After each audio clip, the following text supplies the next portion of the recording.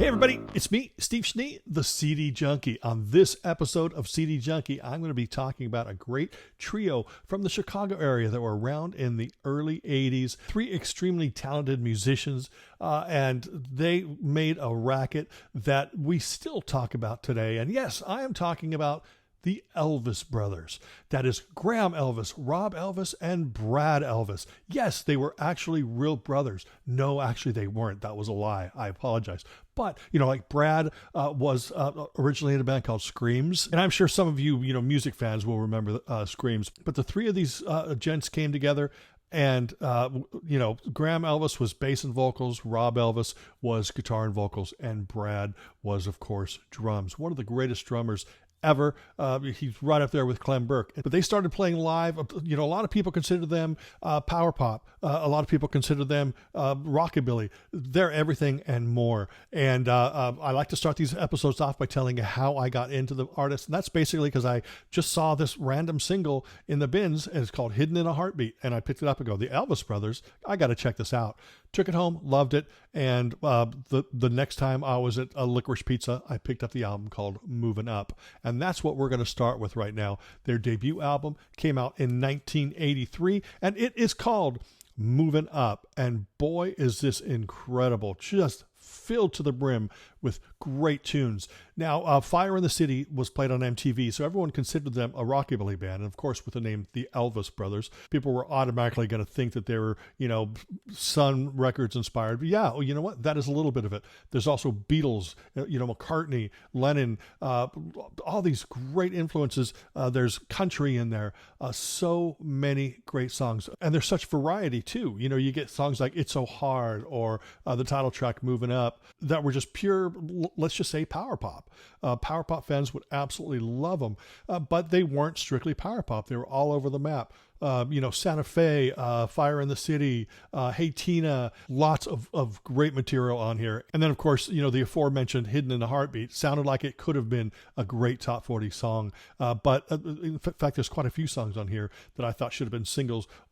Every song on here should have been heard by more people. But, they did get a deal. It was on Portrait Records, and that was incredible. They started building up a following outside, and they were just a live band that just toured everywhere, and they always brought the house down. But it took 2 years for the next album to come out, and that was called Adventure Time.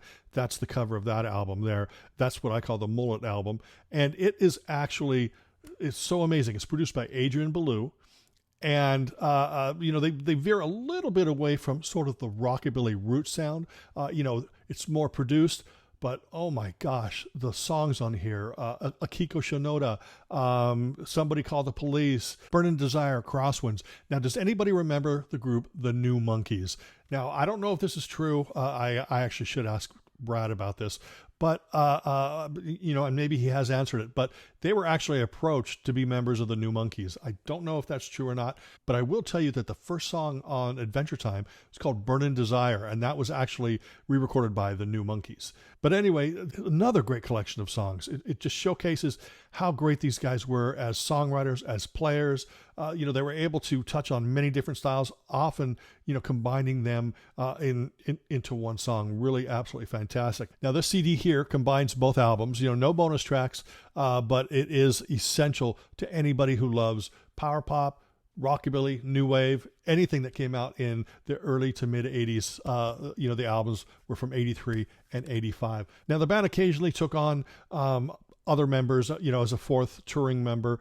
And I believe that Adam Schmidt, who everybody knows in the power pop world, he was actually an honorary Elvis brother for quite a while, but I don't think that he ever appeared on any of their recordings.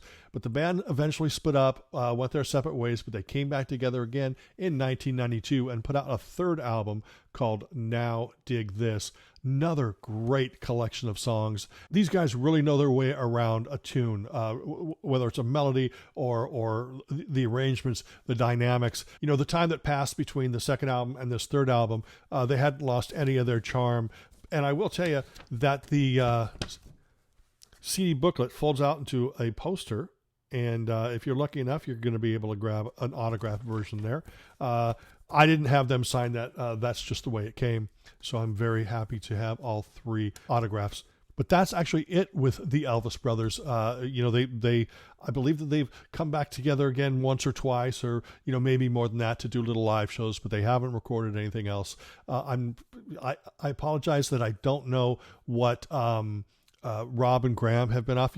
I've heard that maybe Graham had a solo album, but I haven't heard anything. But I will tell you that Brad, he's had 2 projects with his wife Chloe. One is called Big Hello, and they put out a couple albums, I believe. But he's been in the Handcuffs for quite a few years, and they've been putting out albums, when they can. So definitely check out Brad Elvis and the band's Big Hello and the Handcuffs. But probably some of you might recognize Brad because for the last 17 years or something, he's been drumming for the Romantics. So if you've seen the Romantics over the course of the last, let's say 15 or 20 years, maybe max, that guy just pounding away in the back and throwing those sticks up and doing all those tricks and looking like he's loving every minute of it, that is Brad Elvis from the Elvis Brothers. I mean, I know that, a lot of you love the Romantics music, but if you see them live, it's 3 of the original members up front and then Brad Elvis in the back. But I consider him an original member because it seems like he's been in the Romantics longer than, the original drummer. I put together a short little medley featuring 5 songs from each of the albums, but they're just short little snippets. So definitely check out the Elvis Brothers, and I'll see you on the other side.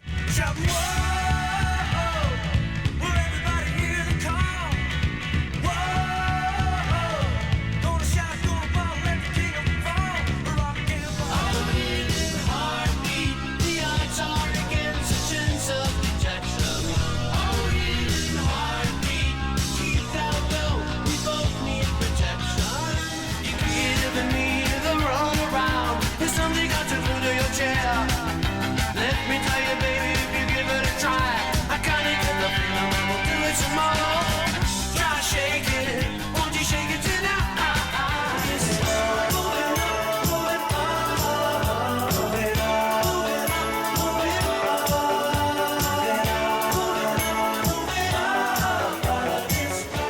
It's so hard loving you when all you do is cause me pain. Let you go, but you'll be back again and again. It's so hard. Somebody call the police, please. Somebody call the police, please. Somebody call the police before she does it again. I don't know if I'm ever gonna see you, but you know I would if I could. A hero should know to meet you in Hollywood.